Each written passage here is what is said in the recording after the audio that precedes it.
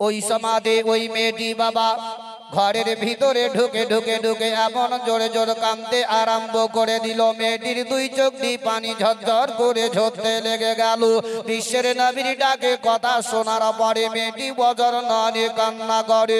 এমন সমাধে দুই বাচ্চা দুটো খেলাধুলা করে বাড়ির মধ্যে যেমনি প্রবেশ করলো, মা গর্ভধারিণী মা ঘরের ভিতরে বজর নয় কান্না করতেছিল। মায়ের কাছে দুই ভাই গিয়ে চুপ করে দাঁড়িয়ে গেল। তারা জিজ্ঞাসা করলো, মা গো কেন তুমি এইভাবে কান্না করো? তোমার দুই চোখ দিয়ে কেন পানি পড়ে যায় গো মা? গো মা আমাদের আব্বা জান মাথার ছাতি স্বরূপ ছিল গো মা, সে তো আমাদের দুনিয়া পৃথিবী থেকে বিদায় নিয়ে চলে গেছে মা। তবে তুমি আমাদের গর্ভধারিণী মা, তুমি হচ্ছ আমাদের মাথার ছাতি মা।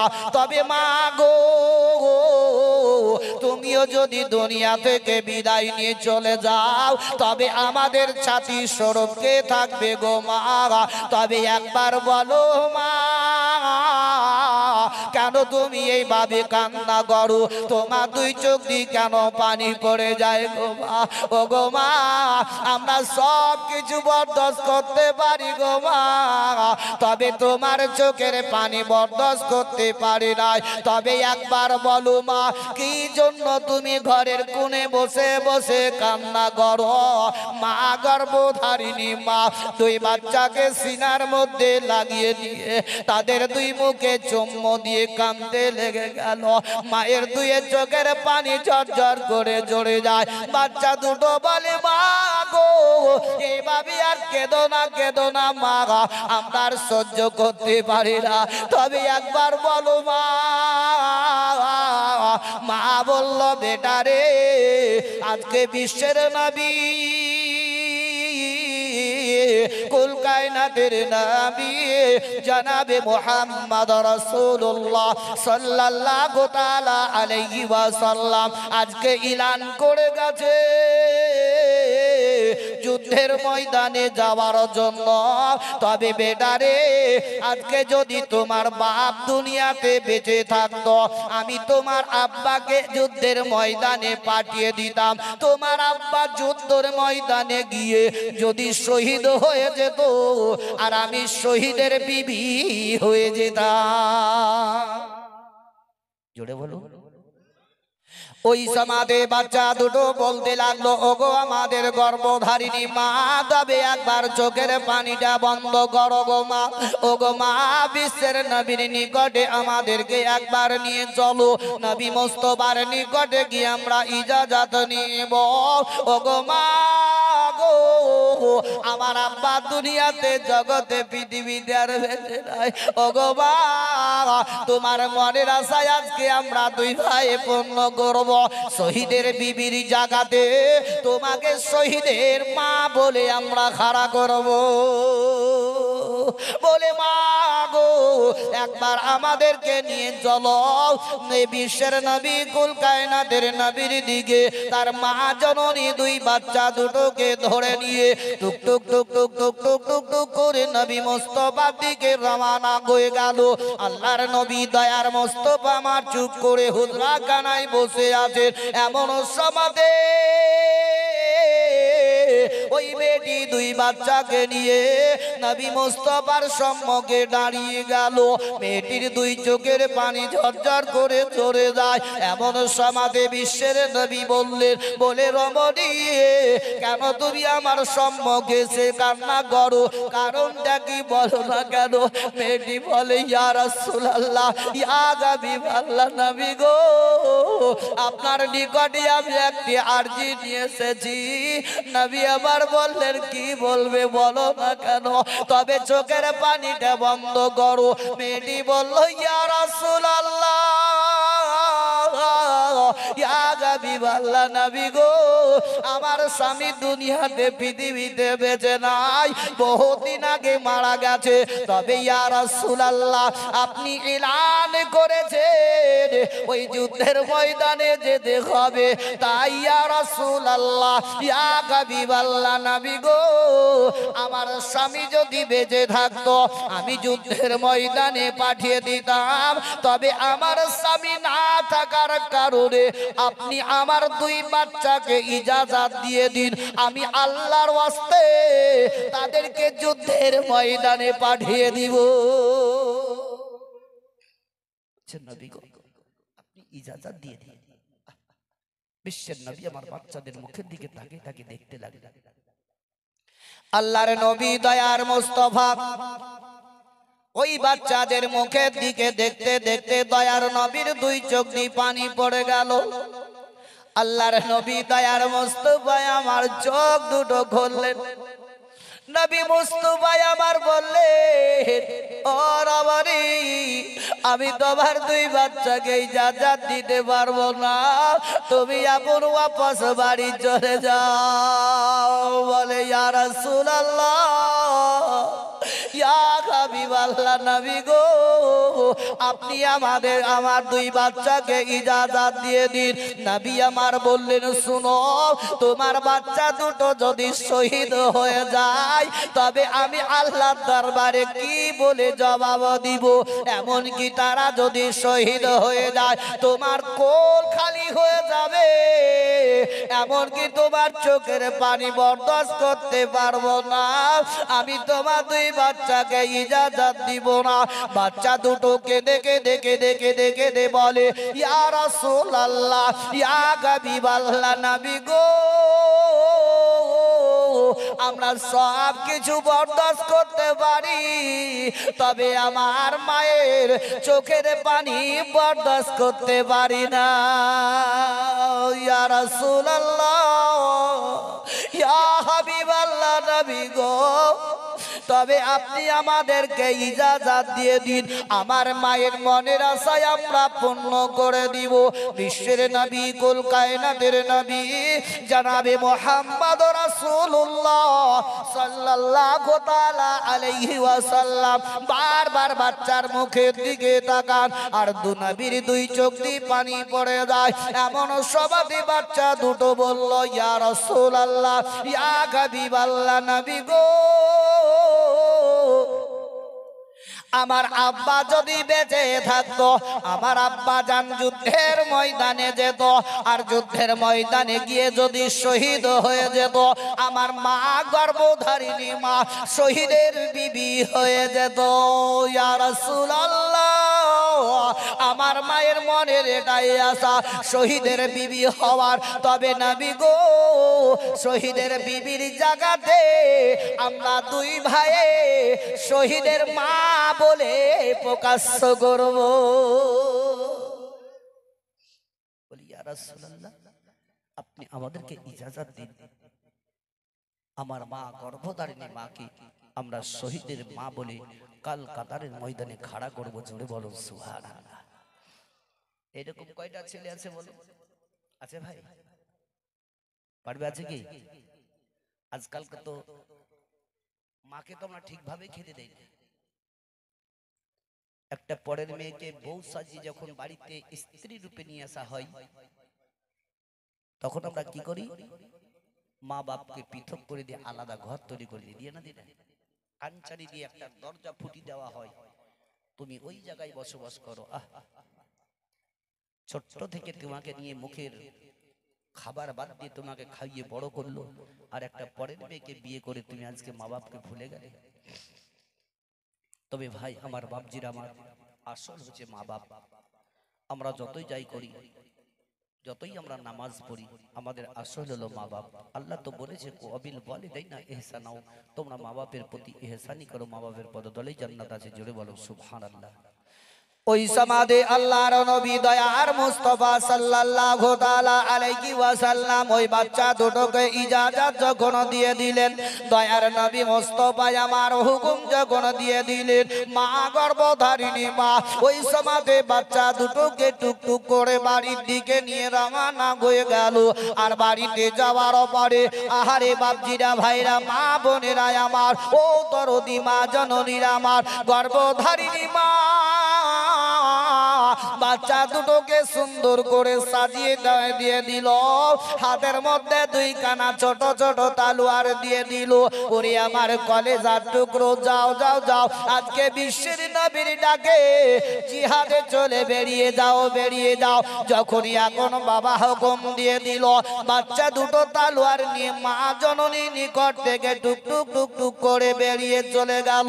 একটু দূরে যেমনি চলে গেছে, এদিকে তার মা পিছন দিয়ে ডাক দিয়ে বলতেছে, রে আমার কলেজার টুকরো, আমি তোমার গর্ভধারিণী মা, একবার আমার দিকে ঘুরে এসো রে বাবা। যখনই বাবা মা ডাক দিয়ে দিল, ওই সমাধি বাচ্চা দুটো কাঁদতে কাঁদতে ধরে ধরে মায়ের কাছে এসে দাঁড়িয়ে গেল।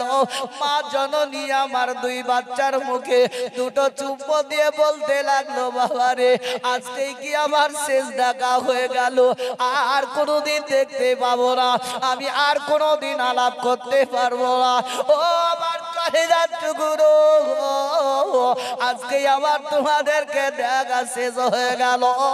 এই বলে মা জননী বললেন, বাবা চলে যাও, আর দেরি করো না। বাচ্চা দুটো বাবা ধরে ধরে ধরে ধরে যুদ্ধের ময়দানে নেমে গেল। বিশ্বের নবী, কুল কায়নাতের নবী, দয়ার নবী মুস্তাফা আমার দূর থেকে টুকটুক করে দেখতেছিলেন। এমন সমাধি বাচ্চা দুটো যখন যুদ্ধের ময়দানে নেমে গেছে, ওই সমাধে যুদ্ধ লড়াই করতে করতে করতে করতে এমনকি বড় ভাইয়ের গর্দনে এমন করে তালোয়ার মেরে দিল, তার বড় ভাই বাবা দু টুকরো হয়ে শহীদ হয়ে জমিনের মধ্যে পড়ে গেছে।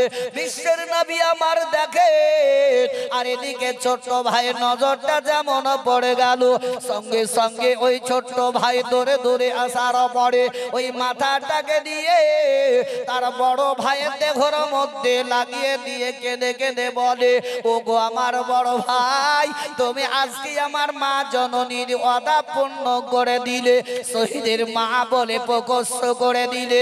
কাল কাতারের ময়দানে শহীদের মা বলে তুমি খাড়া করবে। আমি রে ভাই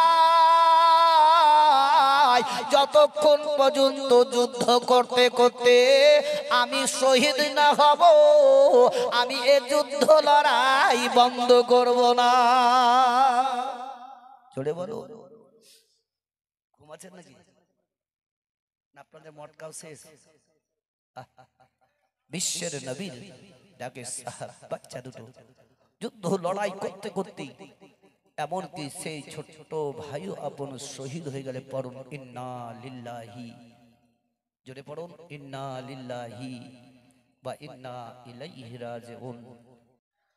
সাল্লাল্লাহু তাআলা আলাইহি ওয়াসাল্লাম। বাবা জীবনেরা আমার, ভাইরা আমার, মা বোনেরা আমার, বিশ্বের নবী, কুল কায়নাতের নবী জনাবে মুহাম্মদ রাসূলুল্লাহ সাল্লাল্লাহু তাআলা আলাইহি ওয়াসাল্লাম বাবা যুদ্ধের ময়দানে যাওয়ার জন্য যখন এলান করতে লাগলেন, মদিনার গলিতে গলিতে গলিতে গলিতে গলিতে এমন সময়ে হযরতে হানজালা রাদিয়াল্লাহু তাআলা আনহুর কানের মধ্যে আওয়াজ চলে গেছে।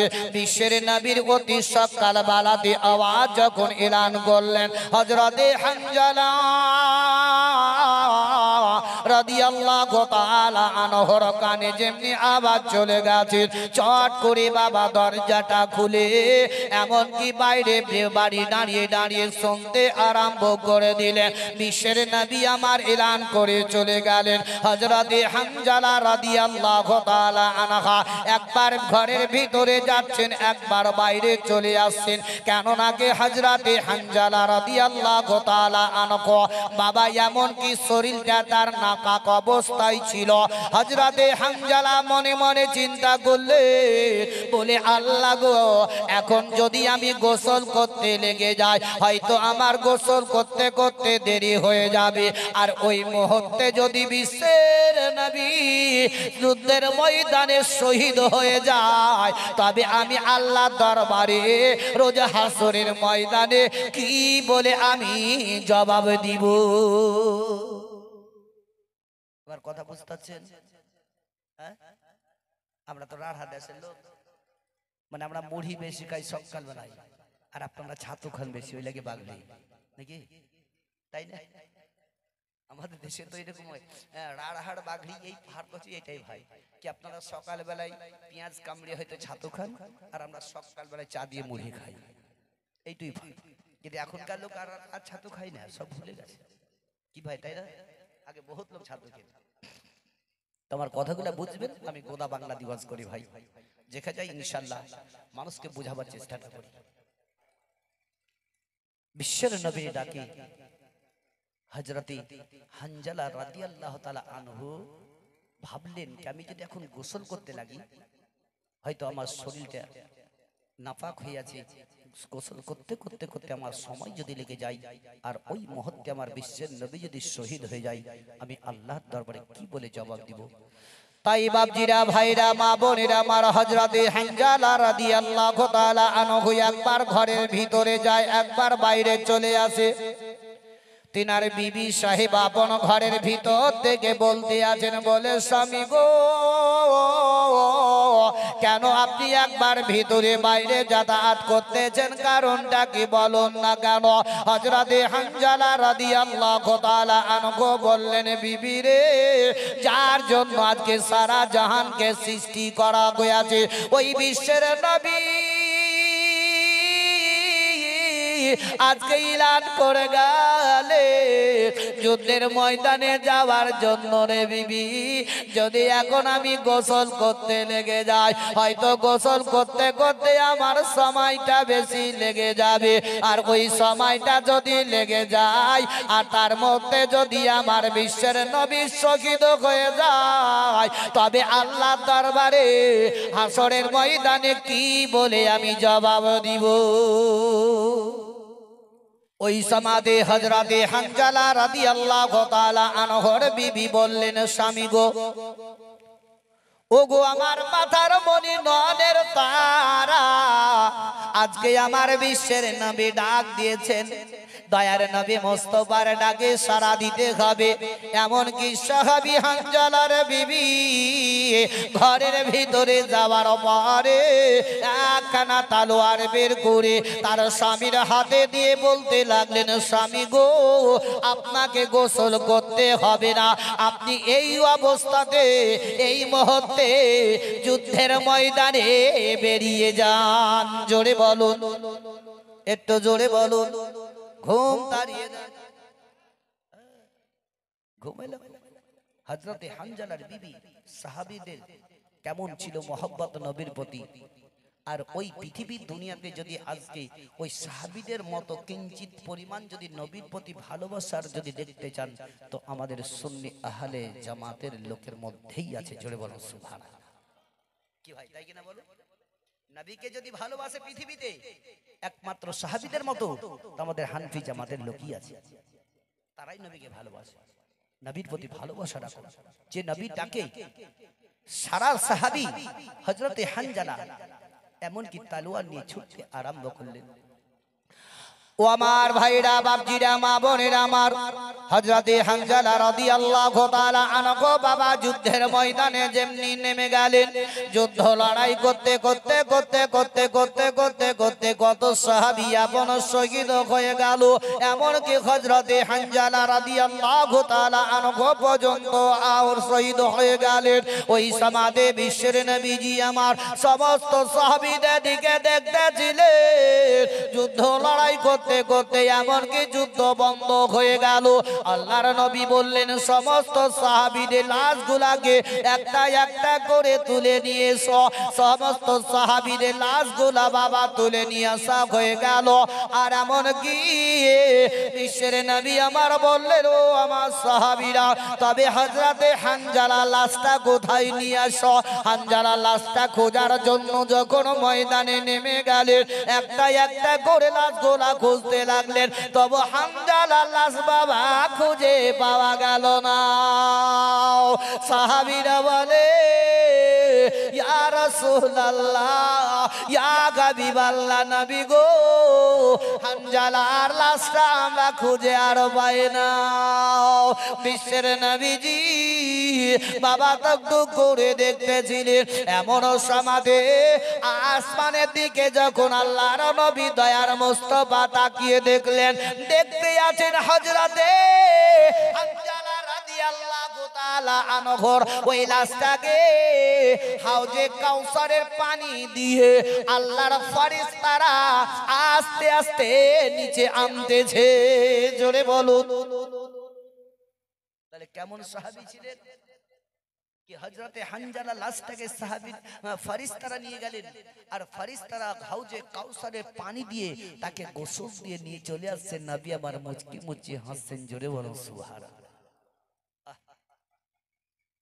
এই সাহাবী হযরতে হানজালা লাশখানাকে যখন নিয়ে আসা হলো, জানাজাতে যখন দাঁড়া হলো, এ ভাই আমরা জানাজা পড়তে যাই না জানতো? জানাজা নিয়ত জানি? বলে কটা লোকে জানেন জানাজা নিয়ত? চায়ের দোকানে বসে বসে বড় বড় ফতোয়া জারি করে, আইন করেंगे তাইন করেंगे, ये करेंगे, वो मौलवी करेगा, ये मौलवी করছে, ওই মৌলবি করছে, কিন্তু নিজে কিন্তু জানাজা নিয়তটা জানে না। জানে? তাহলে অত বড়াই করে লাভ নাই। চায়ের দোকানে বসে বসে ফতোয়া জারি করে না করে নিজেকে নিজে দেখো আমি কি, আমি শিখতে পেরেছি কি না। আজকে শেষবারের মতো যে বিদায় নিয়ে মানুষ যে চলে গেল, তার জানাজাতে আমরা শামিল হব, নিয়তটা যে পড়বো, নিয়তটাই তো আমরা জানি না। আবার যদি ইমাম সাহেব যদি ওই জায়গাতে দাঁড়িয়ে যদি জানাজার নিয়তটা না বলে দেয়, তো 3 দিন পর মৌলবীকে গ্রাম থেকে তেড়ে দেওয়া হবে। পারবে না? হক বিচার মানুষের ভিতরে নাই কি ইমাম সাহেব নিয়তটা বলে দিল না বলে গ্রাম থেকে তেড়ে দিলাম। তুমি যে নিজে জানো না সেটা তো একবারও বলো না কি আমার নিজের ভুলকে আমি শিক্ষা অর্জন করি না। আজকে শিক্ষার যদি জানাজার নিয়ত যদি শিখতে হয় তো যেতে হবে কোথায়? কোথায়? মাদ্রাসায়। সুবহানাল্লাহর যদি ওই শিখতে হয় তো যেতে হবে কোথায়? মাদ্রাসায়। নামাজ সম্বন্ধে যদি শিখতে হয় যেতে হবে কোথায়? মাদ্রাসায়। আজকে কত সৌন্দর্য, আজকে আপনাদের গ্রামে মাদ্রাসা, আপনাদের ভাগ্যবান। আজকে আমাদের নিজের ছোট ছোট ছেলে মেয়েদেরকে আমরা পড়তে পাঠাবো, তারা শিক্ষা অর্জন করবে। এমন কি জানাজা যাতে আমার জানাজাটাও পড়াতে পারে, এতটাও ক্ষমতা ছেলেরা রাখবে। কিন্তু আমরা সেটা কি করি? আমরা হিংসাতে পরিণত হয়ে গেছি। আজ হিংসাতে আমরা শেষ হয়ে যাচ্ছি। হাদিস বলে আল বাগদা ওয়া সাররু মিনাল কাতলে, কেউ কাউরির প্রতি হিংসা করো না। যদি হিংসা করো কতটা নেকি গুনাহ আছে। কোন মানুষকে যদি দাঁড়িয়ে দাঁড়িয়ে দাঁড়িয়ে কতল করে দেওয়া হয়, ওই মানুষটাকে কতল করাতে যত গুনাহ আছে তার ডবলের ডবল এক অপর মুসলমানের প্রতি হিংসা করলে গুনাহ আছে। তাহলে আমরা বেশি বেশি হিংসা করছি রে ভাই। আজ আল্লাহর রাসূলের ঘরের দিকে তাকিয়ে আমরা মানুষ আমরা হিংসা করছি না করি না ভাই? কি হুহা বলে করছে না করে না? তাহলে হিংসা করে কোনো লাভ হবে না। হিংসাটাকে দূর করো। আজকে জানাজাতে গিয়ে যাওয়ার পর আমরা কবরস্থানে যখন আমরা দাঁড়াই মাটি দেওয়ার জন্য, যখন মৃত্যু ব্যক্তিকে নামাই, তখন নজর ওনারে কেঁদে কেঁদে ছেলেকে ডাকে, ভাইকে ডাকে, আত্মীয় স্বজনকে ডাকে কি তোমরাও সঙ্গে আসো, কিন্তু তার ব্যাখ্যা আওয়াজটা কেউ শুনতে পায় না। জোরে বলো সুবহানাল্লাহ। ওইরকম আপনিও যখন কবরে যাবেন তখন আপনিও ডাকবেন। এমনকি কবরস্থানে যাওয়ার পর আমরা জানাজা পড়ে যখন দাঁড়াই তখন আমরা মানুষ কি করি, দাঁতকে বের করে খিলখিল খিলখিল করে হাসি। এ ভাই আমি জোরহাত করে অনুরোধ করে বলবো, কবরস্থানে গিয়ে ওইভাবে না হাসাহাসি করে কমসে কম কবরস্থানে গিয়ে যে দোয়াটাই পারবেন সেটাই পড়বেন, আর মনে করবেন আল্লাহ একদিন আমাকেও এই জায়গাতে আসতে হবে। কি ভাই তাই না? একদিন না একদিন আমাকে আসতেও হবে, সেই দিনটাকে স্মরণ করুন। কি হলো চাচা, পালাচ্ছেন নাকি গো? ও চা খেতে? তবে বিশ্বের নবীজি আমার আল্লাহর নবী দয়ার মুস্তাফা সাল্লাল্লাহু তাআলা আলাইহি ওয়াসাল্লাম ওই সমাদে বাবাজি আমার দয়ার নবী মুস্তাফা আমার মুচকি মুচকি হাসতে ছিলেন। সাহাবীরা আমার দেখতে আছেন দয়ার নবী কেন মুচকি হাসেন। কিছুক্ষণ পরে হযরতে হানজালা রাদিয়াল্লাহু তাআলা আনহুর ওই লাশখানা যেমনি বাবা নিচে নিয়ে আসলেন, দয়ার নবী মুস্তাফা আমার জানাজার জন্য দাঁড়িয়ে গেলেন। হযরতে হানজালা রাদিয়াল্লাহু লাশটাকে সামনে যেমনি রেখে দিলে, আর রেখে দেওয়ার পরে দয়ার নবী আমার জানাজা পড়াবার জন্য দাঁড়ালেন। তবে জানাজা পড়ার জায়গাতে দাঁড়াবার মতো জায়গা আর ফাঁকা নাই। তাই বিশ্বের নবী কুল কায়নাতের নবী দয়ার নবী মুস্তাফা আমার দুই পায়ের দুই বুড়ো আঙুলে ভর দিয়ে নবী আমার দাঁড়িয়ে গেলেন জানাজাতে। সাহাবীরা আপন নবী মুস্তাফার পায়ের দিকে তাকিয়ে দেখতে আছেন। দেখতে দেখতে জানাজা সম্পূর্ণ শেষ হয়ে গেল। সাহাবীরা বলেন ইয়া রাসূলুল্লাহ, ইয়া হাবিবাল্লাহ, নবী গো আপনাকে তো কোনোদিন এইভাবে দাঁড়াতে দেখি নাই, তবে আজকে কেন আপনি বুড়ো পায়ের আঙুলে ভর দিয়ে দাঁড়িয়েছিলেন, আপনি সেইভাবে জানাজাটা পড়ালেন। দয়ার নবীজি সাহাবীদেরকে বললেন, ও আমার সাহাবীরা শুনো গো, আমি যে জানাজাতে দাঁড়ালাম আমি দেখলাম জানাজাতে দাঁড়াবার জায়গায় একটু ফাঁকা নাই। এমন নাকি আল্লাহর অগণিত ফেরেশতারা জানাজাতে শামিল হয়েছিল। জোরে বলো, তাহলে কেমন সাহাবী ছিলেন তাদের জন্য আল্লাহর ফেরেশতারা পর্যন্ত জানাজাতে শামিল হয়েছিল। জোরে বলুন মহব্বতে সুবহানাল্লাহ। তাই ভাই পড়েছি আমি ওয়াজাহিদু ফি সাবিলিল্লাহ, তোমরা জিহাদ করো আল্লাহর রাস্তায়। আমাদেরকে জিহাদ করতে হবে নিজেদের নফসের মধ্যে। কি আজ আমরা করছি না? আজ আমরা খারাপ পথে যাচ্ছি না ভালো দিতে আছি? আল্লাহ যাতে আমাদের প্রত্যেকটি মানুষকে সঠিক পথে ইমানের সহিত নিয়ে যাও তৌফিক নেন করে জোরে সকলে বলুন আমিন। একবার ভক্তি ভরে জোরে সোরে একবার নবীর প্রতি দরুদ পড়ুন আল্লাহুম্মা।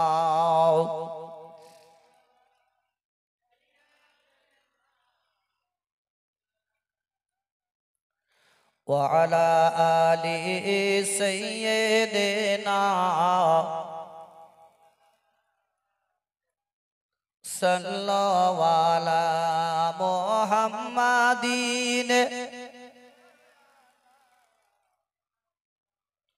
হরদম জবান সে নিকালো নৌকারে মাঝি পার করে দে, দেরি করিস না জিয়ারতে যাব আমি সোনার মদিনায়। বহু হাজি চলে গেল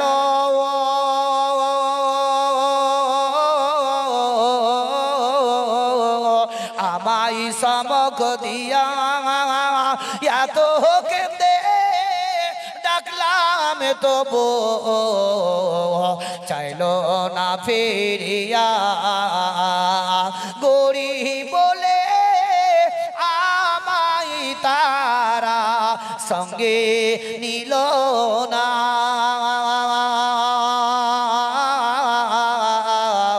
নৌকার মাঝে পার করে দে, দেরি করিস না জিয়ারতে যাব আমি সোনার মদিনায়। নদী নালা নাই গো যেতা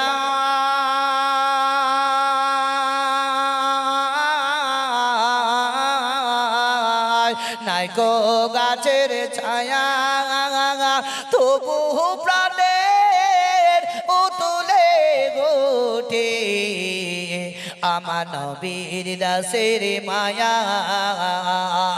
সেই নবীজির ইশকে আমি হইলাম দিওয়ানা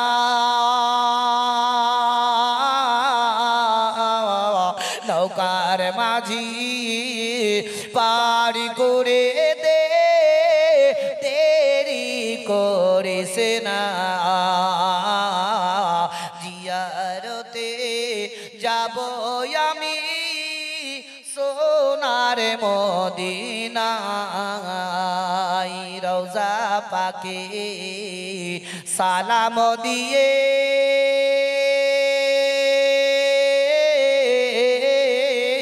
করব মোনাজাত যদি নবী রোজ হাসরে করেন সাফায়াত তবে প্রাণের মিটবে আশা বুঝবে বেদনা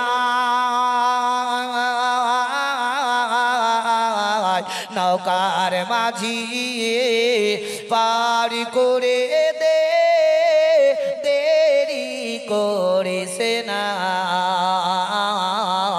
জিয়ারতে যাব আমি সোনার মদিনায় আল্লাহুম্মা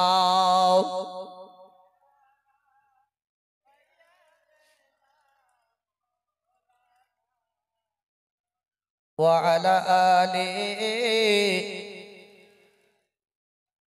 مولانا محمد صلى الله عليه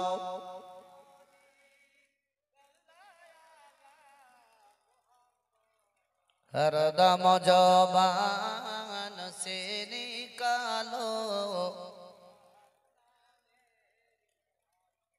हर दम ज़बान से निकालो सल्लल्लाहु ताला अलैहि वसल्लम बाबा जीवानीरा मार भाईरा मार मा बोनेरा मार विश्वेर नबी कुल कायनातेर नबी जनाबे मुहम्मद रसूलुल्लाह सल्लल्लाहु ताला अलैहि वसल्लम তিনি একদিন তিনার বিবি হযরতে খাদিজা রাদিয়াল্লাহু তাআলা আনহার বাড়ি থেকে বেরিয়ে চলে গেলেন এদিকে খাদিজা রাদিয়াল্লাহু তাআলা আনহা ঘরের ভিতরে বসে বসে চিন্তা করতে লাগলেন বিশ্বের নবী আমার কতক্ষণে বাড়ি আসবেন বাবা এভাবে খাদিজা চিন্তায় চিন্তিত হয়ে গেলেন ঘন্টার ঘন্টা কেটে গেল তবুও বিশ্বের নবী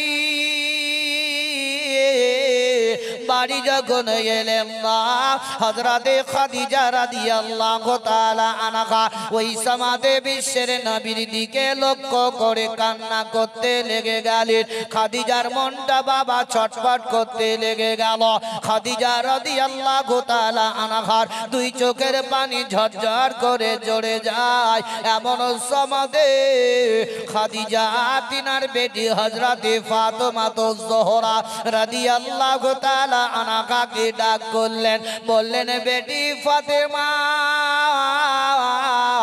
একটু বেটি এগিয়ে চলে এসো ফাতেমার বয়স তখন বাবা 6 থেকে 7 বছরের বেটি হযরতে ফাতেমা যোহরাকে ডাক করলেন ফাতেমা টুক টুক টুক টুক করে এগিয়ে চলে গেলেন মা খাদিজা রাদিয়াল্লাহু তাআলা আনহা ফাতেমাকে ধরে জিজ্ঞাসা বলতে লেগে গেলেন ওগো বেটি ফাতেমা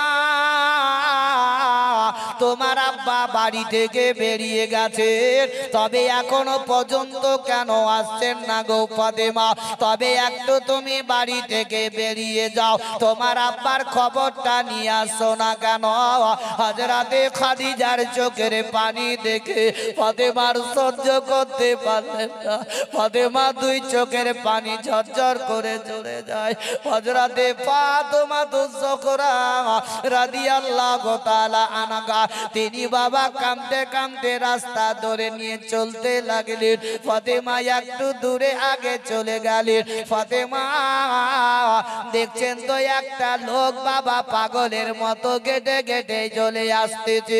তার শরীরে জামাটা রক্তে লাল হয়ে আছে, এমনকি মাথার চুলগুলা এলোমেলো হয়ে আছে। দয়ার নবী মুস্তাফার বেটি ফাতেমা তো জোহরা রাদিয়াল্লাহু তাআলা আনহা ওই লোকটাকে দেখার পরে চুপ করে দাঁড়িয়ে গেলেন। ফাতেমা আগে দিকে আর বাড়েন নাই। ওই পাগলের মতো লোকটা কখনো জমিনে পড়ে যায়, আবার কখনো উঠে হাঁটতে আরম্ভ করে দেয়। ফাতেমা দেখার পরে চুপ করে দাঁড়িয়ে দাঁড়িয়ে ফাতেমা কান্না করতেছিলেন। ফাতেমা দুই চোখের পানি ঝরঝর করে চলে যায়। ফাতেমা বাবা আগে দিকে আর গেলেন না। কাঁদতে কাঁদতে বাবা ওয়াপসি বাড়ির দিকে রওনা করলেন। বাড়ির দরজাতে গিয়ে ফাতেমা তো জোহরা রাদিয়াল্লাহু তাআলা আনহা দাঁড়িয়ে দাঁড়িয়ে কান্না করতেছিলেন। এমন সমাদে খাদিজার কানের মধ্যে আওয়াজ চলে গেল। ওই সমাদে খাদিজা দরজাখানা যেমনি খুলে দিলেন, দেখছেন তো ফাতেমা তো জোহরা কান্না করেন। খাদিজা বললেন, বেটি গো, কেন তুমি দরজাতে কান্না করো? আমি তোমার আব্বার খোঁজ নেওয়ার জন্য পাঠিয়েছিলাম, তবে তোমার আব্বার খবরটা বলো না কেন? কেন তুমি একা দাঁড়িয়ে দাঁড়িয়ে কান্না করো? ফাতেমার চোখের পানি ঝরঝর করে চলে যায়, কোনো জবাব দেন না। খাদিজা দ্বিতীয়বারে বললেন, বেটি গো, তোমার আব্বার খবরটা বলো না কেন? কেন তুমি এইভাবে কান্না করো? ফাতেমা তো জোহরা বললেন, ওগো আমার আম্মা জান, ওগো আমার গর্ভধারিণী মা, আমি যখন রাস্তা ধরে চলে যাই গো মা, আমি একটা পাগল লোক দেখতে পেয়ে মা, তারে আমি ভয় পেয়ে ওয়াপসি চলে এসেছি। খাদিজা শোনার পরে আরো কাঁদতে আরম্ভ করে দিলেন। খাদিজার দুই চোখের পানি ঝরঝর করে চলে যায়। খাদিজা স্ত্রীর ভাবে থামতে পারে নাই। ফাতেমা তো জোহরা রাদিয়াল্লাহু তাআলা আনহাকে খাদিজা সিনার মধ্যে লাগিয়ে দিয়ে বললেন, ও বেটি ফাতেমা গো, আমার ঘরে আর মন টিকে না। তোমার আব্বা কোথায় গেলেন, এখনো কেন আসেন নাই? তবে বেটি গো, দ্বিতীয়বারে তুমি আবার চলে যাও, চলে যাও, তোমার আব্বার খবরটা নিয়ে আসো না কেন?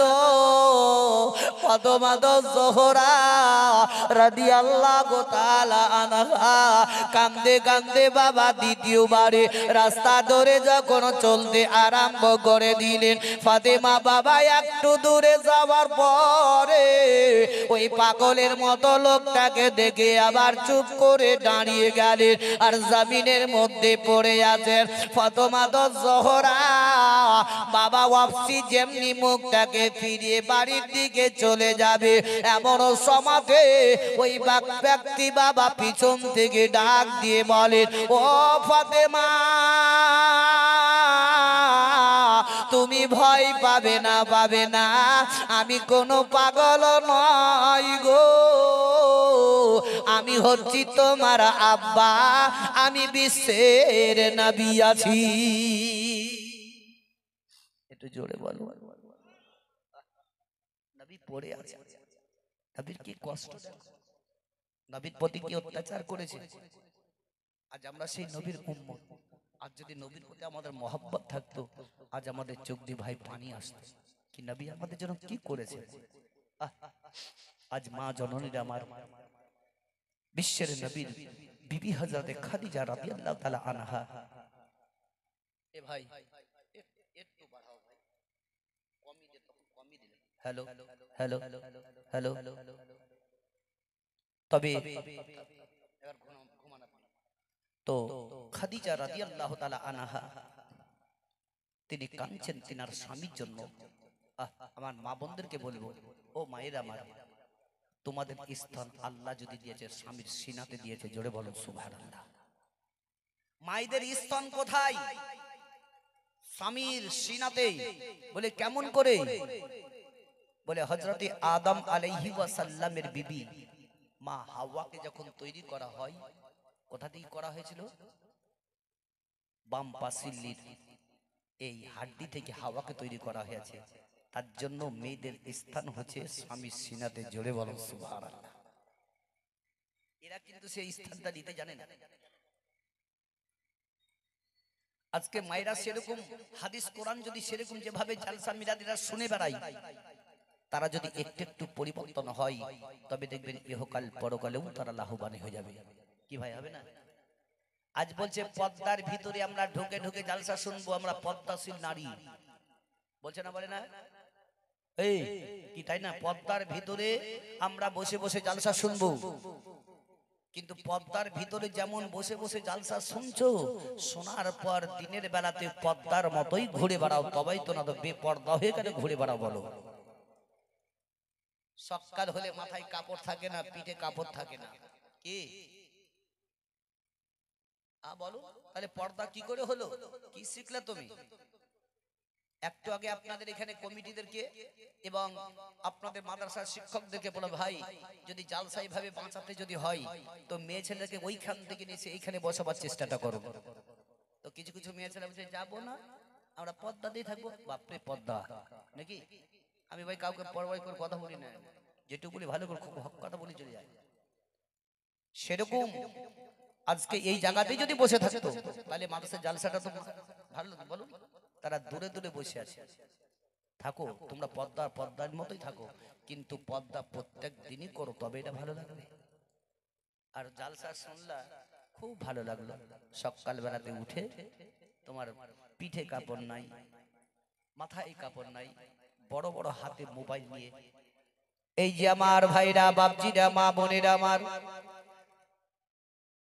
এমন এমন মা বোনদেরকে দেখা যায় 24 ঘন্টা বাবা মোবাইল নিয়ে ঘোচাঘুচি করে যায়। রাত দিন দেখবেন, রাত্রি 12টাতেও দেখবেন মোবাইল নিয়ে বাবা ভিডিও কল করে বাবা এমন এমন লোকের সঙ্গে কথাবার্তা বলে, পরপুরুষের সঙ্গেও বাবা সেইভাবে কথাবার্তা বলতে থেকে যায়। এমনকি আমার মা জননীদেরকে আমি জোরহাত করে বলে যাই, এখানকার মা বোনদেরকে, তুমি 24 ঘন্টা যেমন মোবাইল নিয়ে ঘোচাঘুচি করো, ওই 24 ঘন্টা মোবাইলের পিছনে না থেকে যদি পবিত্র কোরআনের পিছনে যদি দিনের মধ্যে একবার লেগে থাকো, আল্লাহ তোমায় লাভবান করে দিবে। কয়টা মেয়ে ছেলে রমজানে কোরআন পড়েছে বলো? এরা তো মোবাইল নিয়ে খালি খুচুর 24 লেগে থেকে গেল, বিড়ি নিয়ে থেকে গেল। থাকো, তবে আমার হাইরে মা জননীরা আমার, একটু একটু পরিবর্তন হয়ে যান। একবার আখিরাতকে চিন্তা করুন, জাহান্নামের আগুনকে স্মরণ করুন। পৃথিবীর দুনিয়া থেকে যাওয়ার পরে কি অবস্থা হবে আমার কবরে, একবার যদি চিন্তা ভাবনা করতে পারি, তবে আমরা লাভবান হয়ে যাব। হায়রে আমার ভাইরা, মা বোনেরা আমার, একটু চিন্তা করুন, যারা চলে গেল আর পৃথিবীতে ঘুরি আর এলো না, আজকে আমরা যদি ভাবে চিন্তা করি কে দুনিয়াতে কি আছে, আখিরাতে আমাদের সব আছে। আখিরাতে আমাদের বিচার যখন হবে, সব তখন দেখা যাবে। আমি বলবো তোমার আখিরাতে বিচার কি হবে? তোমার দুনিয়াতেই বিচার আছে। মরার পরে কেউ কারির হবে না, বাপ বেটার হবে না, বেটি বাপে বাপ বেটার হবে না, বেটা বাপের হবে না, বাপ বেটার হবে না, মা বেটির হবে না, বেটি মায়ের হবে না, স্বামী স্ত্রীর হবে না, স্ত্রী স্বামীর হবে না। রোজ হাসরের ময়দানে কেউ কাউরের হবে না, সবাই নিজের নিজের নফসি নফসি নফসি নফসি করবে। তবে ভাইরা আমার, একটু ভেবে দেখুন, পৃথিবীর দুনিয়াতে যদি কোনো একজন ভাইয়ের যদি মৃত্যু রাত্রি 10টার সমাধি হয়ে যায়, পাড়া পড়শির লোকেরা সেই লোকটাকে দেখতে চলে আসবে, আত্মীয় স্বজনেরা তার কাছে গিয়ে বসবে, সবাই গিয়ে বসবে। ছেলেরা একদিকে কাঁদবে আব্বা আব্বা করে, মেয়েরা একদিকে কাঁদবে আব্বা আব্বা করে, স্বামী বাবা একদিকে কাঁদবে স্বামীর দিকে লক্ষ্য করে, আমার হাওমাও করে কাঁদবে, বলবে সব গেল আর কিচ্ছু নয়, আমার সব চলে গেল। যেমন বাবা রাত্রি 12টা হয়ে যায়, মানুষের আস্তে আস্তে ঘুম এসে যায়, তখন দেখবেন আত্মীয় স্বজনেরা বলে এই লাশ থেকে গেল, আমরা চললাম, সকালবেলাতে আবার আসবো। তখন সেই দিন কেউ কারোর হবে না। তবে ভাইরা আমার, বাপজিরা, মা বোনেরা আমার, একটু একটু সতর্ক হয়ে যাও। একবার আখিরাতকে চিন্তা করো, জাহান্নামের আগুনকে স্মরণ করে পরিবর্তন হও। একটু নামাজ রোজার দিকে গুরুত্ব দাও। আল্লাহ বলেছেন, ও আমার বান্দা বান্দিরা, তোমরা যদি কোনো দোয়া দরুদ যদি না জানো, সামান্য যদি তোমরা নামাজের দিকে ধাপিত হয়ে রুকুতে সাজদাতে যদি আল্লাহ আল্লাহ বলে আমাকে ডাকো, আমি আল্লাহ আমি সেটা তোমার কবুল করে নিব। আল্লাহর নবীজি আমার, দয়ার নবী মুস্তাফা আমার, ফাতেমা জোহরা রাদিয়াল্লাহু তাআলা আনহাকে পিছন দিয়ে ডাক দিয়ে বললেন, ফাতেমা, আমি কোনো পাগল নয়, আমি হচ্ছি তোমার আব্বা, আমি নবী মুস্তাফা। দয়ার নবীজি যেমনি বাবা ডাক দিয়ে দিলেন, ফাতেমা জোহরা রাদিয়াল্লাহু তাআলা আনহা দৌড়ে দৌড়ে দৌড়ে দৌড়ে বিশ্বের নবীর কাছে চলে গেলেন। দয়ার নবী মুস্তাফার দিকে তাকিয়ে ফাতেমা আমার অজার নয়নে কেঁদে চলে যায়। ফাতেমা দুই চোখের পানি ঝরঝর করে চলে যায়। ফাতেমা জোহরা আমার স্থির ভাবে থামতে পারেন নাই। দয়ার নবীর মুখের দিকে ফাতেমা তাকিয়ে তাকিয়ে বলেন, ইয়া রাসূলুল্লাহ, ইয়া হাবিবাল্লাহ, নবী গো, আপনার এই অবস্থাটা কেন, একবার বলুন না কেন? বিশ্বের নবীর বেটি ফাতেমা কখনো আব্বা আব্বা বলে ডাকতেন, নচেত বলতেন ইয়া রাসূলুল্লাহ, ইয়া হাবিবাল্লাহ। দয়ার নবী মুস্তাফার দিকে তাকিয়ে ফাতেমা বললেন, ওগো ইয়া রাসূলুল্লাহ, আপনি বলুন না কেন, আপনার এই অবস্থাটা কে এমন করলো, বলুন না কেন? দয়ার নবীজি ফাতেমা জোহরা রাদিয়াল্লাহু তাআলা আনহাকে ধরে নিয়ে বললেন, ওগো বেটি ফাতেমা, একবার চোখের পানি বন্ধ করো, আমি সব কিছু বরদাস্ত করতে পারি রে মা, তবে তোমার চোখের পানি বরদাস্ত করতে পারি না। বেটি একটু কান্নাটা বন্ধ করো না কেন? দয়ার নবী মুস্তাফার মুখের দিকে তাকিয়ে বললেন, ইয়া রাসূলুল্লাহ, তবে আপনার কে এমন অবস্থা করলো, একবার বলুন না কেন? দয়ার নবীজি চোখ দুটো বন্ধ করলেন, নবীর দুই চোখের কোনা দিয়ে পানি পড়ে গেল। এদিকে খাদিজা রাদিয়াল্লাহু তাআলা আনহা ওয়াজর নয়নে ঘরে বসে বসে বসে কান্না করে, বিশ্বের নবীর দিকে লক্ষ্য করে কান্না করে। এ আমার মা জননীরা আমার, ও আমার দরদি মায়েরা আমার, আজ এমন কোন মা আমার আছে, স্বামী আমার বাড়ি থেকে বেরিয়ে গেছে, স্বামী ঘন্টার ঘন্টা বাড়িতে এলো না, তবু স্বামীর দিকে আমরা লক্ষ্য করলাম না, বাচ্চাদেরকে পাঠিয়ে দিলাম নাকি, বেটা দেখো রে তোমার আব্বা কত দূরে আছে এটা বলি নাই। তবে ভাইরা আমার, ভাই মা বোনেরা আমার, যদি স্বামী ঘন্টার ঘন্টা কেটে গেল, এলো না, স্বামীর দিকে লক্ষ্য করলো না, মনে করলো স্বামী গেছে, স্বামী আসবে, তবে যদি কোনো একটি মেয়ের হাত থেকে হাতের মোবাইলটা যদি 5টা মিনিটের জন্য হারিয়ে যায়, দেখবেন বাড়িতে সাহাবিয়া লাগিয়ে দেয়। লাগাবে না? কি স্বামী গেল ঘন্টার ঘন্টা কোনো ব্যাপার নাই, আর মোবাইল যদি একটু হারাইতো, বাপরে, বাড়িতে বিশাল ব্যাপার লাগিয়ে দিল। তাহলে জানতে হবে ভাইরা আমার, বাপজিরা, মা বোনেরা আমার, মায়েদের কাছে স্বামী থেকে বড় হলো মোবাইল, আর মোবাইল নিয়ে এরা বেশি বেশি নড়াচড়া করে। আমি জোরহাত করে মা বোনদেরকে বলে যায়, একটু একটু পরিবর্তন হয়ে যান। জালসা মিলাদে গিয়ে জীবনী কাহিনী শোনার পর যদি আপনি পরিবর্তন হতে পারেন, তবে আল্লাহ আপনার ইহকালে পরকালেও লাভবান করে দিবে। ও ফাতেমা জোহরা রাদিয়াল্লাহু রাদিয়াল্লাহু তাআলা আনহাকে বললেন, বেটি ফাতেমা, তারা আমাকে চিনতে না পারার কারণে আমার প্রতি তারা অত্যাচার করেছে। তবে বেটি গো, এমন একটি জামান আসবে, এমন একটি সময় আসবে রে বেটি, সেই জামানার লোকেরা গাছপালা তরুলতা, নদ নদী, গাছপালা তরুলতা, নদ নদী, কীট পতঙ্গ, সারা বিশ্বের মানুষ পড়বে জোরে জোরে পড়ুন লা ইলাহা, জিকির করুন লা ইলাহা, লা, আর জোরে লা ইলাহা, লা ইলাহা ইল্লাল্লাহু মুহাম্মাদুর রাসূলুল্লাহ সাল্লাল্লাহু তাআলা আলাইহি ওয়াসাল্লাম। ভাইরা আমার, বাপজিরা, মা বোনেরা আমার, বিশ্বের নবীকে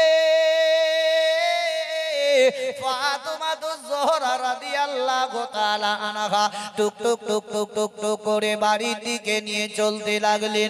খাদিজা রাদিয়াল্লাহু তাআলা আনহা বাবা কান্না করতেছিলেন। এমন সমাদে বিশ্বের নবীজি যেমন খাদিজার দরজাতে আওয়াজ দিয়ে দিলেন, সঙ্গে সঙ্গে এক আওয়াজে খাদিজার দরজা খুলে দিলেন। জোরে বলুন কি ভাই, ভালো লাগছে নাকি? তাহলে জিকির যখন করাছি কলমাটা তো জোরে কেন পড়ে না? জিকির করবেন, দিল সুকুন ঠান্ডা হবে। বেশি বেশি আলা বিজিক্রিল্লাহি তাতমাইন্নুল কুলুব। তোমাদের দিল সুকুন ঠান্ডা যদি করতে চাও তো বেশি বেশি আল্লাহর জিকির করো। বিশ্বের নবীজি আমার, দয়ার নবী রাহমাতুল লিল আলামিন। কি রে ভাই, কিছু বলছেন? তো বিশ্বের নবীজি আমার খাদিজার দরজাতে যখন একটা আওয়াজ দিলেন, এক আওয়াজে দরজা খুলে দিলেন। বিশ্বের নবীর দিকে খাদিজা দেখছেন তো নবী মুস্তাফার শরীরে রক্ত লাল এই জামাগুলো আছে। জোরে বলো সুবহানাল্লাহ। ওই সমাদে খাদিজা রাদিয়াল্লাহু তাআলা আনহা বললেন, ইয়া রাসূলুল্লাহ, ইয়া হাবিবাল্লাহ, নবী গো, আপনার এই অবস্থাটা কেন? আপনি বলুন না কেন? আপনার শরীরের জামাটা রক্তে লাল হয়ে আছে, আপনি ঘন্টার ঘন্টা কেটে গেল কেন? আপনি কোথায় ছিলেন বলুন না কেন? বিশ্বের নবী আমার বললেন, ও বিবি খাদিজা, তবে একটু তুমি কান্নাটা বন্ধ করো, তোমার চোখের পানিটা তুমি একটু বন্ধ করো খাদিজা। তবে আমি একটি কথা বলবো।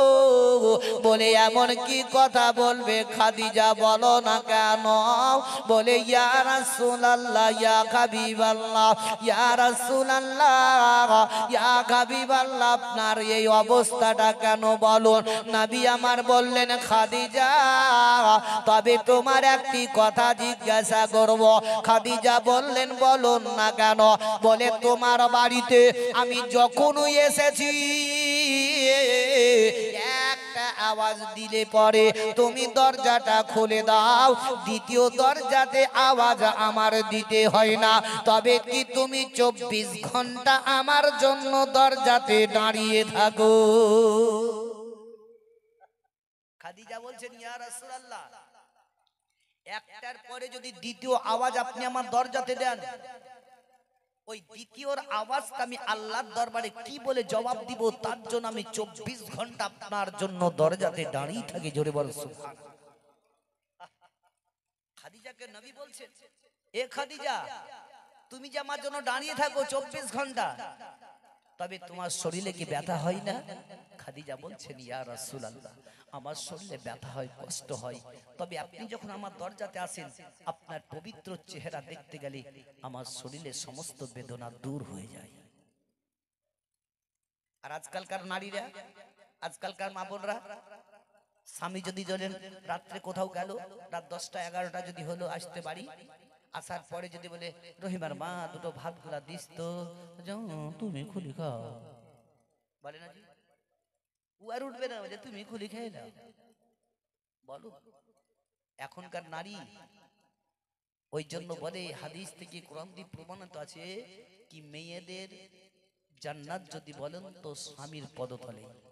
তো ওই স্বামীকে যদি ঠিকভাবে রাতে যদি উঠে খাবার না দেয়, যদি ঘুম থেকে নাই উঠে, তাহলে জান্নাত পাবে? যেমন একটা মেয়ে বুঝলেন, একটা লোক মানে কথায় কথায় কথা বেড়ে যায়, একটা লোক বলছে মৌলভী সাহেব আমার বেটাটা এত বড় হয়ে গেল, খালি মারতেই চলে আসছে, কখনো হেঁসালিয়ে গলায় লাগাতে আসছে। তো এই বাচ্চা যেহেতু মারতে আসছে এর মধ্যে পয়দাইশের কিছু খারাপই আছে। বলছে কেন? বলে একটা লোক বুঝলেন প্রত্যেক দিন মদ খেয়ে তার স্ত্রীর প্রতি খুব জ্বালা যন্ত্রণা করে। তো একদিন বুঝলেন ওই মেয়েটা মনে মনে চিন্তা করলে আজ ওর লেগে আমি দরজা খুলবো না, যতই চাচাবি চাচা। ই বুঝলেন মেয়েটা দরজাকে লাগিয়ে দিয়ে খুব খামাখা ঘুমের মতো হয়ে চুপচাপ পড়ে আছে বুঝলেন। দি মদ টদ খেয়ে এসে রাইতে রহিমার মা দরজা খোল, রহিমার মা দরজা খোল। ই কিন্তু শুনছে কিন্তু দরজা খুলছে না। ই রেগে বলছে রহিমার মা দরজা খুলবি তো খোল, না তো ভেঙে দিন তো দরজাকে। তার দেখছি ব্যাপার খারাপ, তো ভেঙে দিবে। মাতাল তো আর দিয়ে চট করে উঠে বুঝলেন মেয়েটার দরজা যেমনি খুলে দিয়েছে আর চুলের মুটিকে ধরে ভেকা ভেক পাইলা। আর ওই মাতাল বলছে তুই আমাকে বাপ বলতে হবে তোকে ছাড়বো, আর স্ত্রীকে বলছে তুই বাপ বলতে হবে তোকে ছাড়বো। তখনই বুঝলেন মেয়েটা বুঝলেন মার খাবার ভয়ে বুঝলেন যে বাপ তুমি আমাকে ছেড়ে দাও, আর এরকম করবো না। আচ্ছা বলুন, যদি তার স্ত্রী তার স্বামীকে যদি বাপ বলে আর ওই স্ত্রীর সঙ্গে মিলামিশা করে যদি বাচ্চা দুনিয়াতে ভূমিষ্ঠি হয়, ওই বাচ্চাটা তার বাপের গলায় ছুরি লাগাবে না লাগাবে না? তাহলে তো ভুল তো আমরাই করছি রে ভাই, একটু ভেবে চিনতে দেখো। আর যদি আমরা সেইভাবে যদি কথাবার্তা গুলোকে শুনে যদি জেহেনে ভরি আমরা চলতে পারি, তবেই আমরা লাভবানই হব। নিজের নফসের সঙ্গে একবার যুদ্ধ লড়াই করে দেখো, কি নফস আমরা কি করছি, ভুল পথে চলছি না খারাপে চলছি। আমি পড়েছি ওয়াজাহিদু ফি সাবিলিল্লাহ, তোমরা জিহাদ করো আল্লাহর রাস্তায়। একবার জিহাদ করে দেখুন। যাই হোক আপনারা রাত্রি একবারে 3টা পর্যন্ত বসে থাকলেন, আল্লাহর কাছে লাখ লাখ শুকরিয়া, আল্লাহর কাছে লাখ। হরদম জবান সে নিকালো,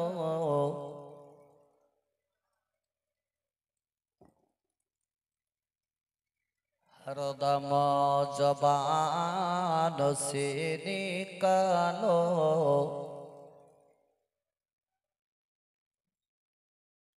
সাল্লাল্লাহু তাআলা আলাইহি ওয়াসাল্লাম। বাপজিরা ভাইরা আমার, এহারো যে আমি কথাগুলা বললাম আপনারা মনোযোগ দিয়ে শ্রবণ করলেন। এহানো শোনার পর আল্লাহ যাতে প্রত্যেকটি মানুষকে সঠিক পথে ঈমানের সহিত নিয়ে যাওয়ার তৌফিক এনায়েত করুক। জোরে সকলে বলুন আমিন সুম্মা আমিন। যে আমার বিশ্বের নবী, যে সানেই যে নবী আমার পৃথিবী দুনিয়া থেকে গেছেন, তাই বলেন ও মাঝি রে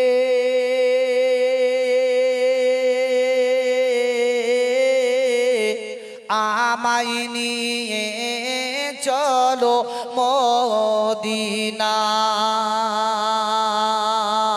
ও মাঝি রে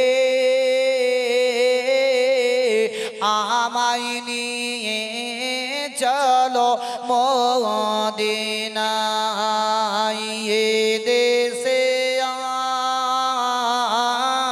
আর ভালো লাগে না, দেখিব আমি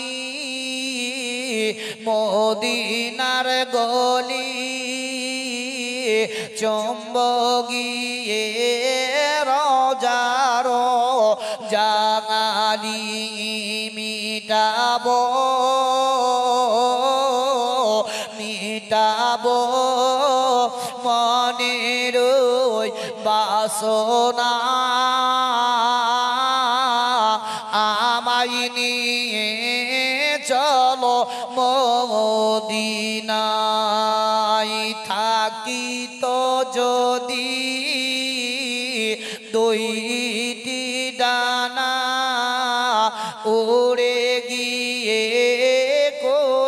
তাম দেখায় আমি যে তোমার দিওয়ানা আমায় নিয়ে চলো মদিনায় জিনার সাঙানে রোজি বিহানে চন্দ্র সূরজ ওই গগনে পাঠাইলে দরদের নজরানা আমায় নিয়ে চলো মদিনায় আল্লাহুম্মা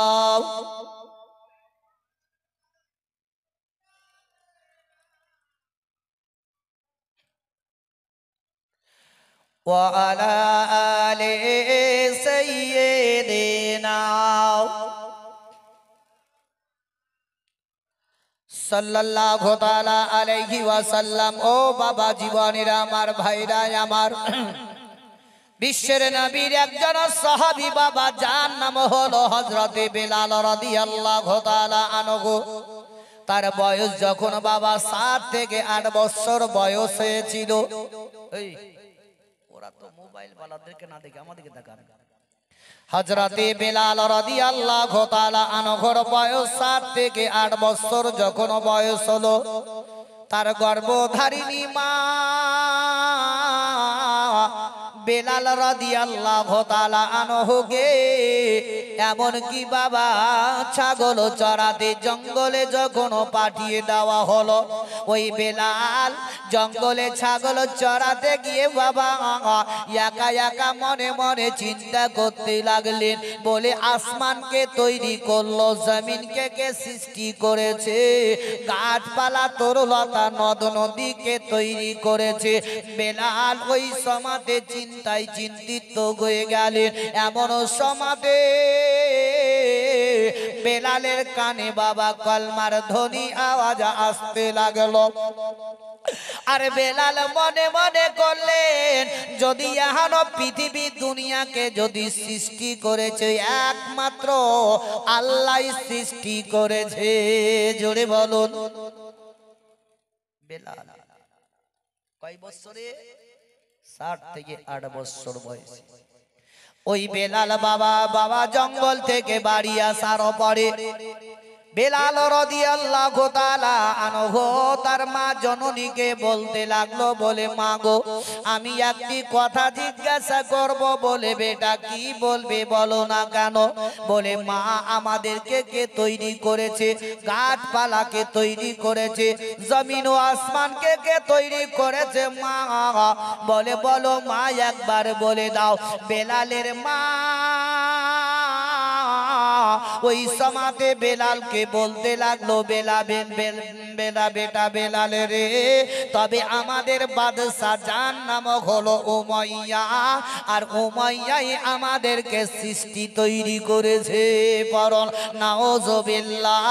ওই উমাইয়ার দিকে লক্ষ্য করে বেলালের মা বলল, বেলাল বলল, মা গো, যদি আমাদেরকে ওই উমাইয়া তৈরি করেছে, তবে উমাইয়াকে কে তৈরি করেছে বলো? বলবে না বলবে না? কি ভাই একটু মহাজি বলছে না, ঘুমাচ্ছে? উমাইয়াকে কে তার তৈরি করলো? ওই সমাতে বেলালের মা বড় চিন্তায় চিন্তিত হয়ে গেল। বেলালের মা কাঁদতে লেগে গেল। হায় হায় রে আমার বেটা বেলাল, মুখ দিয়ে কি বের করতেছে, যদি আমাদের বাদশা জানতে পারে, বুঝতে পারে কি আমার বেলাল ওই নবীর কলমা খানা পড়ে নিয়েছে, তাকে কিন্তু মালিক বলে মানে না, তবে হয়তো আমাদেরকে গ্রামে শহরে আর থাকতে দিবে না। আহারে বেলালের মা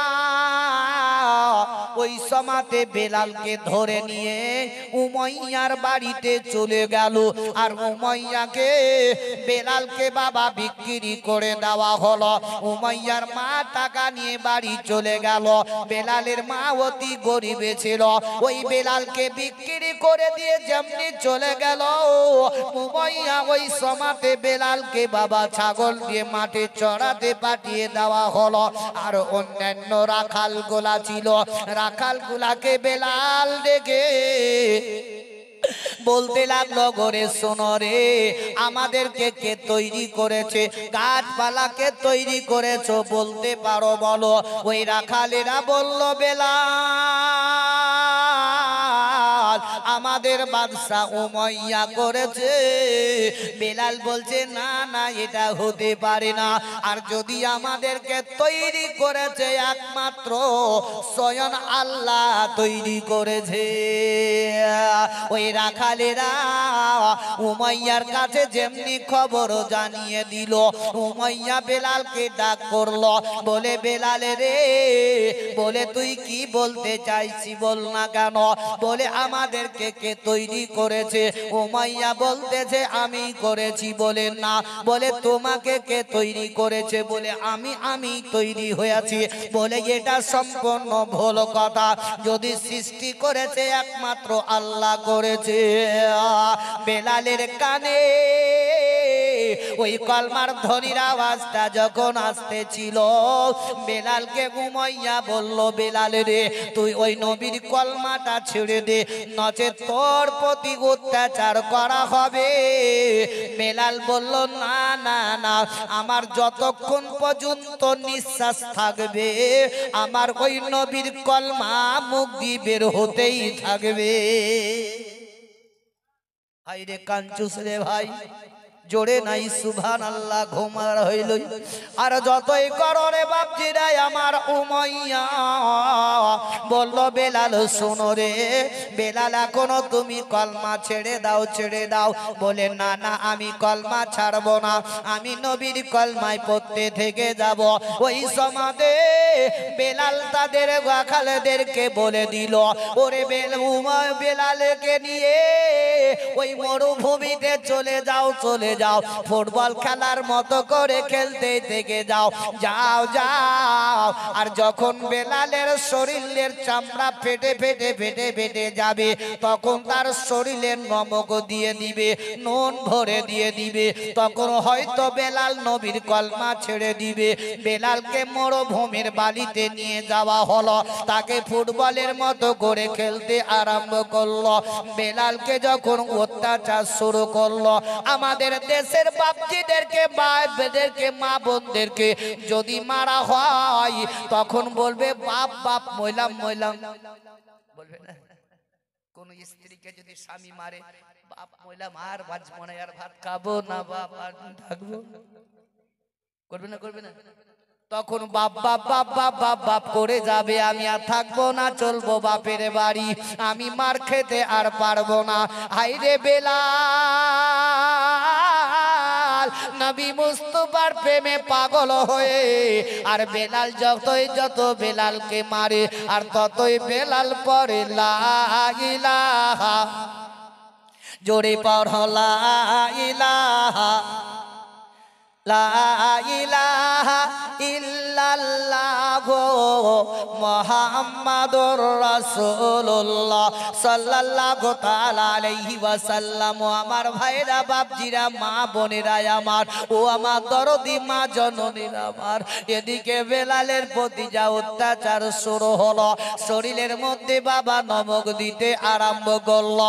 বেলালের জবানে ওই শিখকে বাবা পুড়িয়ে তার জবানে ভরে দেওয়া হয়েছিল, তবু বেলাল নবীর কলমা ছাড়েনি। তবে একজন ভাইকে আমার বলবো, ওই বেলালের দিকে তাকিয়ে নবীর মহব্বতে একজন কোন ভাই আছেন, এক বস্তা সিমেন্ট দিতে পারে ভাই? দেখে কাল কিয়ামতের ময়দানে, হাসরের ময়দানে যাতে বলতে পারি, একজন ভাই বেলালের মহব্বতে নবীর আশিক হয়ে এক বস্তা সিমেন্ট আজকে দিতে হবে, তা নয় 2 দিন 4 দিন 5 দিন, এক বস্তা। কোন মা মার আছেন, দরদি জননী মায়ের আমার, কি নাম ভাই আপনার? মিনারুল। সুবহানাল্লাহ, নারে তাকবীর, নারে তাকবীর, মিনারুল সাহেব এক বস্তা সিমেন্টের দাদা সুবহানাল্লাহ এই ভাই দানকে কবুল করে নিয়ে মনের আশাকে যাতে পরিপূর্ণ করে। নাম কি বলুন?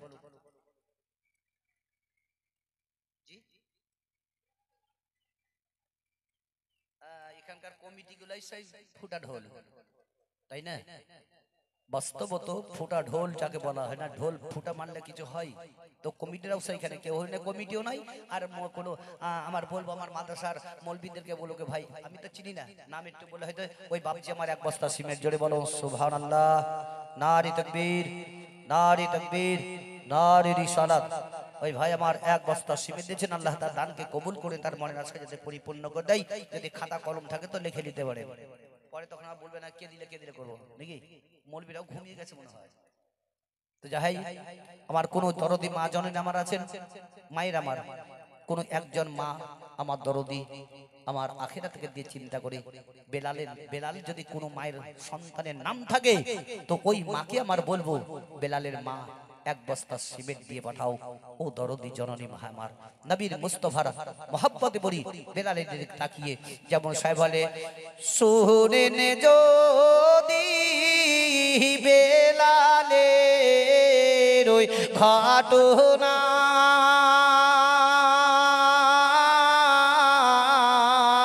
পাশান হৃদয় কোলে কিছু রাবে না। শোনেন যদি বেলালের ওই ঘটনা পাশান হৃদয় গোলে কিছু রবে না। উমাইয়ার বাড়িতে ছিলেন যখন নবীর কালেমা পড়েছিলেন তখন উমাইয়া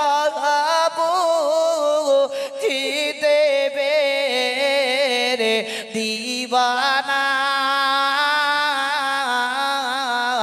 বেলালকে মারিতে হলো রাওয়ানা। হযরত বেলাল পড়ে কান্দে হায়রে হায় মুখ দিয়ে না বীর কালেমা বয়ে যায়। রক্তের ধারা বগে চঙালে শরীরে তবু বেলাল ভোলে না গো নবীকে। শুনেন যদি বেলালের ওই ঘটনা পাশান হৃদয় বলে কিছু রাবে না। যাক বাপজি আমার কেউ আর একজন আছেন এক বস্তা সিমেন্ট বেলালের মহব্বতে একজন ভাই ভাই মাত্র 350 টাকা ব্যাগ। আজাব সুবহানাল্লাহ, নারে তাকবীর, নারে তাকবীর। হাবিব সাহেব এক বস্তা সিমেন্ট দাদা সুবহানাল্লাহ তার দানকে যাতে কবুল করে জোরে সকলে বলুন আমিন। 3 দিন 4 দিন 5 দিন 1 সপ্তাহ 1 মাস পর দিবেন মাত্র 350 টাকা বস্তা। হাজার হাজার টাকা আমরা শেষ করে দিই ভাই। কোন মা আমার দরদি আমার কতটি মায়ের আমার বসে আছেন, কোন একজন দরদি মা এক বস্তা সিমেন্ট দিয়ে পাঠান ইনশাআল্লাহ। আর লম্বা চওড়া করব না, 2-5 মিনিটের মধ্যেই আমি ভিডিও সমাপ্তি করব। বলুন আর একজন কেউ আছে? বহুত টাকা আমার যুবক ভাইরা বিদেশে গিয়ে বহুত টাকা ইনকাম করেন। আর একজন ভাই বলেন ইনশাআল্লাহ আমি শেষ দোয়া করব। আর যে মাদ্রাসার বারান্দাতে বসে আছে আর মায়েরা বলে চুপচাপ মুখে কাপড় দিয়ে বুঝলেন 1 টাকা দাম দেওয়ার কিছু নাই। সুবহানাল্লাহ।